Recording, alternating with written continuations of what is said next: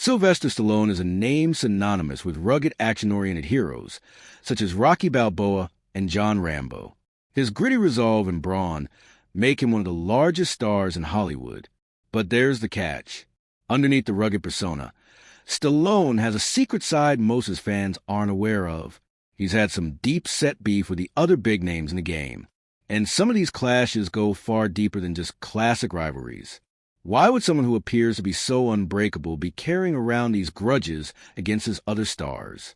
Turns out there's more to it than you realize. Early life and career. Sylvester Stallone, born July 6, 1946 in Hell's Kitchen, New York, had a distinctive childhood.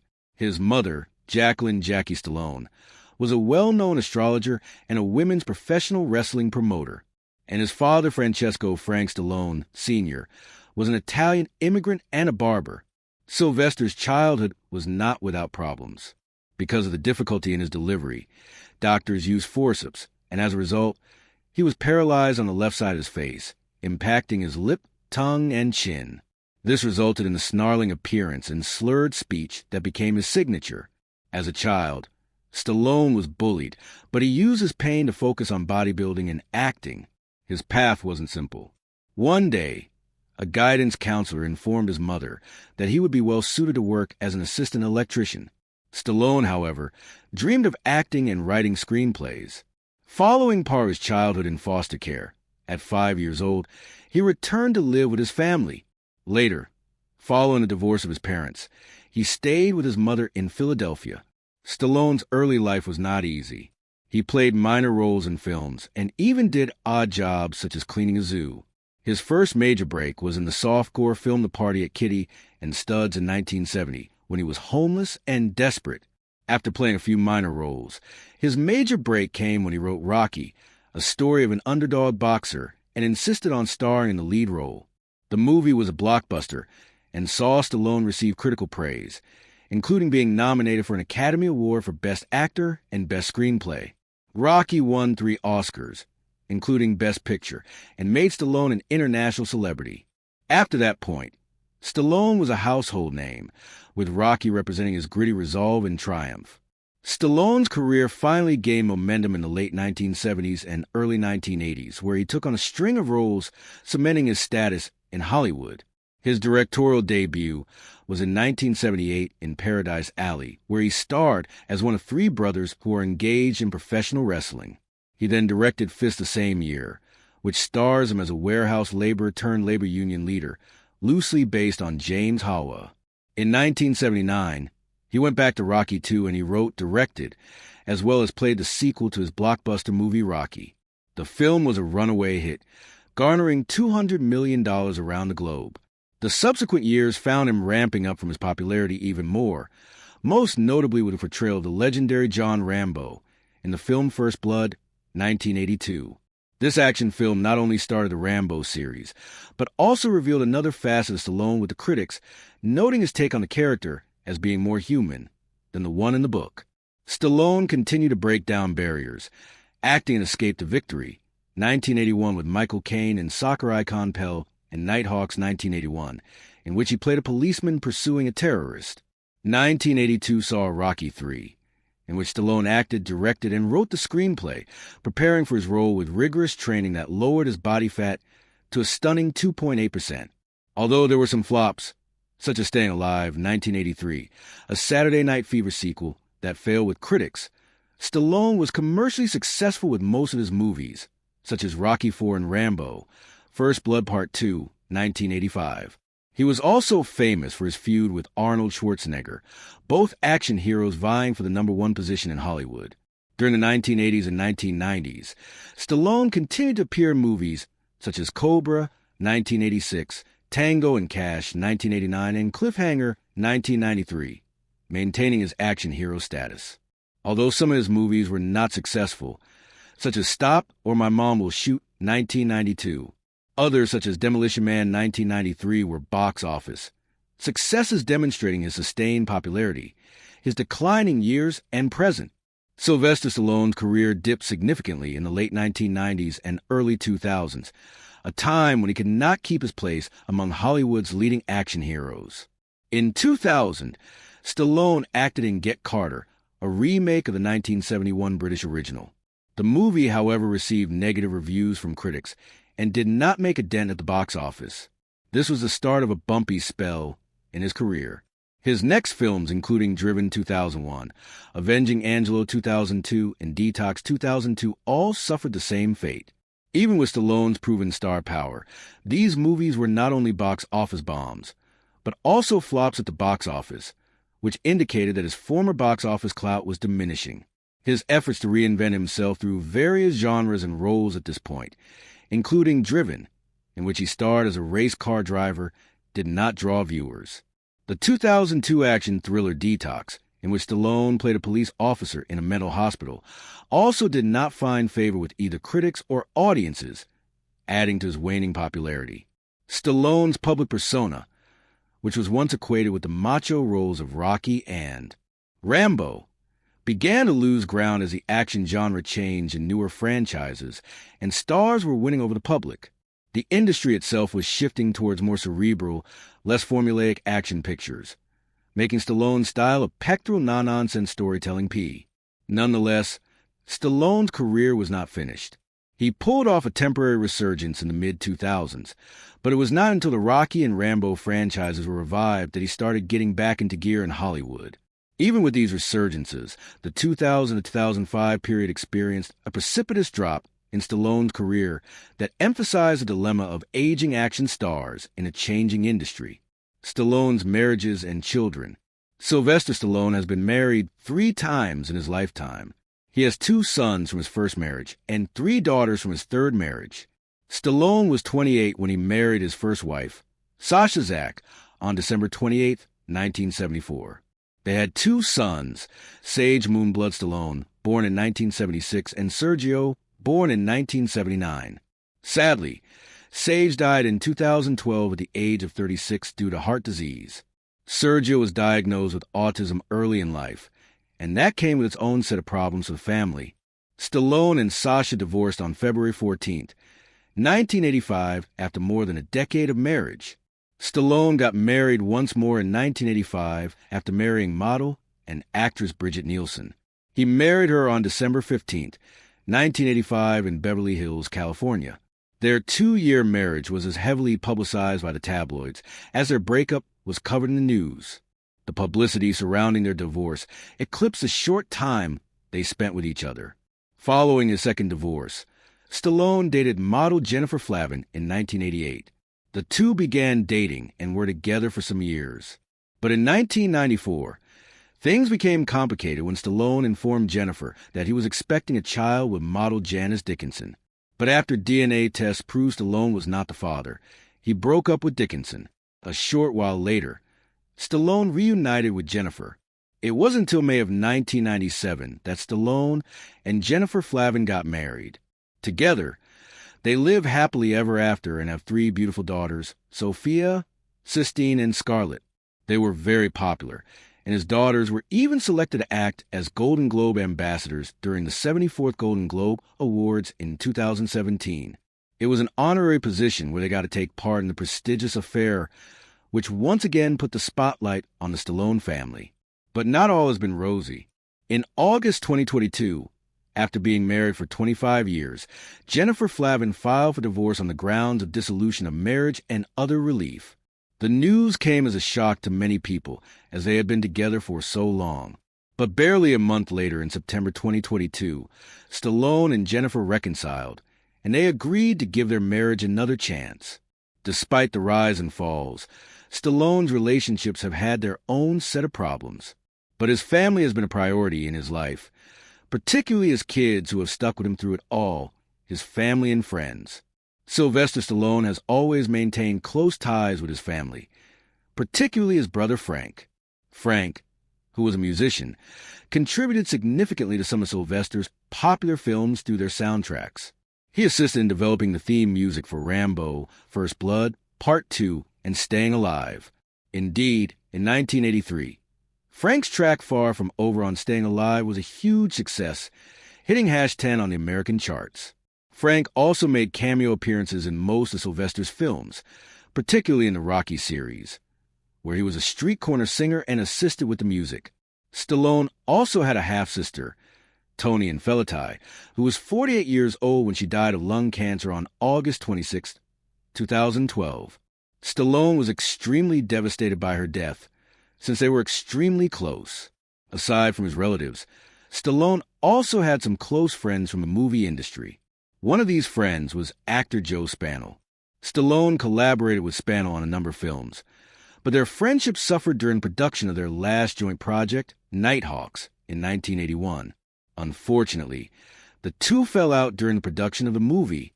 Joe Spano later died in 1989, and his friendship with Stallone ended on a bitter note.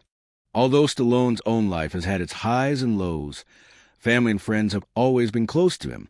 His relationship with his brother Frank is still close, and recollections of his deceased sister and close friend Joe Spano are a part of his history. Even though those relationships were sometimes complicated, Stallone's fearless stunt Sylvester Stallone is famous for performing many of his stunts in films, particularly in the action roles he's renowned for. His commitment to doing physically demanding scenes himself has resulted in some severe injuries throughout his career. Regardless of the risks, Stallone has never hesitated to test his limits for his movies. One of the biggest early injuries happened during the making of Escape to Victory, when Stallone was kicking a penalty against iconic soccer player Pele. During an attempt at blocking the kick, Stallone broke his finger. It was not a big injury, but it was an early indication that his dedication to doing his stunts had the potential to be hazardous. Then, while shooting Rocky IV, Stallone decided to make the fight scenes appear as realistic as possible. He notoriously instructed his co-star Dolph Lundgren, "Punch me as hard as you can in the chest." But this action didn't work out as planned. After being hit with a strong punch, Stallone was placed in intensive care at St. John's Hospital for 4 days. He subsequently revealed that it was a rather stupid thing to do, but it only indicates how committed he was to making the scene realistic. Things took a turn for the worse during the filming of The Expendables, a film in which Stallone collaborated with fellow action heroes, such as Stone Cold Steve Austin. While filming a battle scene, Stallone got severely hurt when he broke his neck. He underwent an operation to have a metal plate implanted to help repair the damage. It was quite a frightening experience, but it serves to reinforce just how far Stallone was prepared to push himself to film realistic action sequences. Despite all the injuries he's accumulated over the years, Stallone has never been afraid of the physicality of his performances. His going in tough has added to his performances, making them unforgettable, but it has also cost him dearly. Still, Stallone's passion for acting and his dedication to his craft have always seen him return for more despite the dangers. Legal issues. Sylvester Stallone has had several legal issues and allegations over the years that have made the headlines. One of the earliest was in February 2001, when an exotic dancer by the name of Margie Carr sued Stallone for rape. The incident allegedly occurred at Santa Monica's gym, where both of them exercised in February 2000. The lawyer of Stallone denied the allegations immediately and stated that Carr had sold her story to the Globe magazine before filing the case. This courtroom battle created media buzz, yet the case never proceeded further. In 2007, there was another legal controversy when Australian customs officials found 48 vials of man-made human growth hormone gintropen in Stallone's luggage. The drug is illegal in most countries, including Australia, and it caused trouble for the actor legally. Stallone subsequently entered a plea of guilty to 2 counts of having a controlled drug in a hearing before a judge on May 15, 2007. The incident caused widespread publicity, but Stallone escaped greater consequences by pleading guilty. A more intimate and agonizing matter came up in 2013 when Stallone was said to have paid his half-sister Toni Infeliti a lump sum settlement of $2 million in 1987. In return, Feliti had also agreed to forego a possible suit against Stallone, alleging abuse. During the years since Feliti died in 2012, her son Ed Feliti corroborated the allegations, claiming his mother had constantly complained about the alleged abuse. Stallone and his family, however, refuted these claims, indicating that Feliti had been blackmailing him and had a history of addiction. Stallone was accused again in 2016, this time of sexual assault. There was a report from the Las Vegas Metropolitan Police Department that also charged Stallone with sexually attacking a 16-year-old teenager in 1986 during movie filming in Las Vegas. She claimed that 40-year-old Stallone had forced her to have a threesome with his bodyguard. The allegations were rapidly denied by the representative of Stallone, and his former wife, Bridget Nielsen, defended him, saying she was present with him. Furthermore, Stallone's over-the-top co-star, David Mendeno, also refuted the allegations, stating he had never introduced Stallone to the girl. The allegations did not end there. In November 2017, another woman accused Stallone of sexually assaulting her at his Santa Monica office in the early 1990s. Stallone again denied the accusation, and his attorney claimed that the accuser reported the incident because an entertainment site decided not to cover the story. Stallone's attorneys also presented witnesses contradicting the accusations, saying that although Stallone had a consensual affair with a woman in 1987, the charges of assault were untrue. The incident was probed further, and in June 2018, the Los Angeles District Attorney's Office said it was considering the case. In October 2018, the DA chose not to charge Stallone because there were no witnesses or evidence to corroborate the accusations. Stallone nonetheless did not let things go and filed a police report on the false accusations leveled against him. In these incidents, Stallone's image has been questioned by several legal charges, but he has protested his innocence and defended himself legally from Catholic roots to personal spirituality. Sylvester Stallone was baptized and raised as a committed Catholic, but when his acting career gained momentum, he ceased to go to church regularly. As with most young adults in Hollywood, Stallone was caught up in the lifestyles of stardom, and his faith became secondary. All this changed when his daughter was born sick in 1996. This inspired him to seek his faith again and revert to a more stringent Catholic way of life by late 2006. In an interview with Pat Robertson on the Christian Broadcasting Network's 700 Club during the same year, Stallone talked candidly about his spiritual path. He described how he had wasted much of his previous years in Hollywood, losing his way with temptation on all sides. But he came to a crossroads and decided to put things in God's hands. This was a return to his religion, which he called a guiding force in his life. Even with his renewed faith, Stallone has a more nuanced perspective on religion. In a 2010 interview with GQ magazine, he explained that he doesn't necessarily adhere to the teachings of any organized religion, but he is spiritual. He stated, "I'm very spiritual. I believe a great deal in the spirit of man. I'm definitely not an atheist. I was baptized Catholic, but I don't attend a structured church." Stallone spoke highly of the wisdom contained in religion, stating, "I think there's great nuggets of knowledge in there, some wonderful rules to live by." Yet, he did mention the difficulties that religion can breed, citing, "Then the flip side is the amount of agony that's caused." Through these interviews, Stallone has revealed that his relationship with religion is personal and in flux. Though he may not adhere religiously to Catholicism or any other formal church, his faith is still a significant aspect of his life, particularly after the ordeal he went through with his daughter's health. Political views. Sylvester Stallone has been a political supporter of different politicians throughout the years, albeit not belonging to any specific party.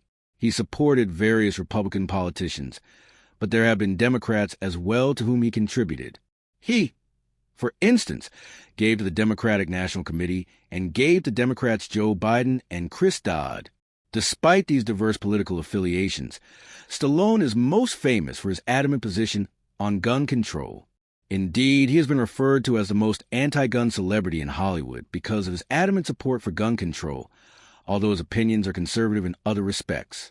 Back in 1994, Stallone contributed $1,000 to the Senate campaign of Rick Santorum in Pennsylvania. In 2008, Stallone expressed his endorsement of John McCain in the presidential election. But as far as the election of 2016 was concerned, Stallone did not show any public support for Donald Trump or any other candidate among Republican primaries, although he labeled Trump as a Denzian character and a larger-than-life figure. Stallone also participated in a Hindu ritual in 2015 for his deceased son Sage, based on the suggestion of a Vedic scholar. He conducted a Hindu tit shroud ritual at Haridwar, a ceremony for persons who had died in accidents or had been murdered. This was a personal and religious experience for Stallone as he went through his sorrows. More recently, in 2023, Stallone hit the headlines by contributing $11,600 to independent Senator Kyrsten Sinema's re-election campaign in Arizona. He and his family later had a private audience with Pope Francis at the Vatican, again demonstrating his varied interests and contacts.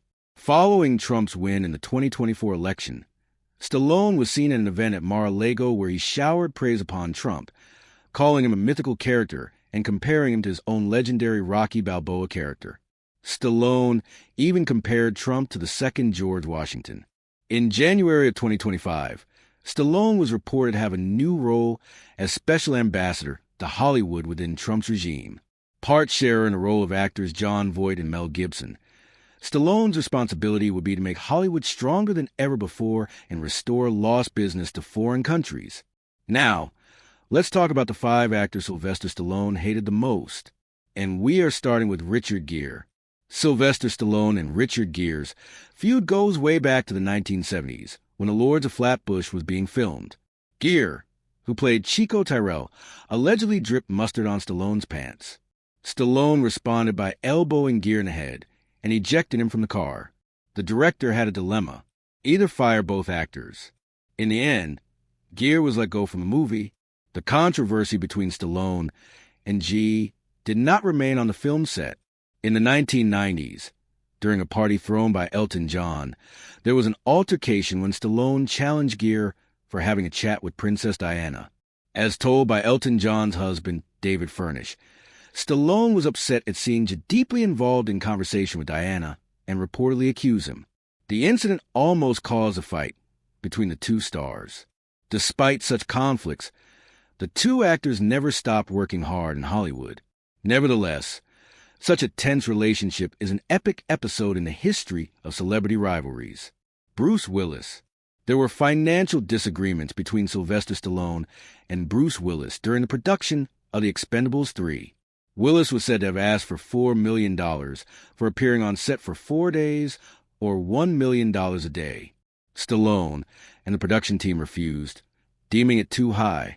Willis was subsequently replaced by Harrison Ford, who was added to the cast soon after. Stallone complained about Willis's demands, calling him greedy and lazy, and declared that it was a sure formula for career failure. Both actors have maintained successful careers in Hollywood despite the controversy. Eddie Murphy, Sylvester Stallone, and Eddie Murphy were 2 of Hollywood's biggest stars and close friends in the late 1980s. Their friendship, however, took a dramatic turn while filming Beverly Hills Cop 2 in 1987, in which Stallone's and wife, Bridget Nielsen, appeared.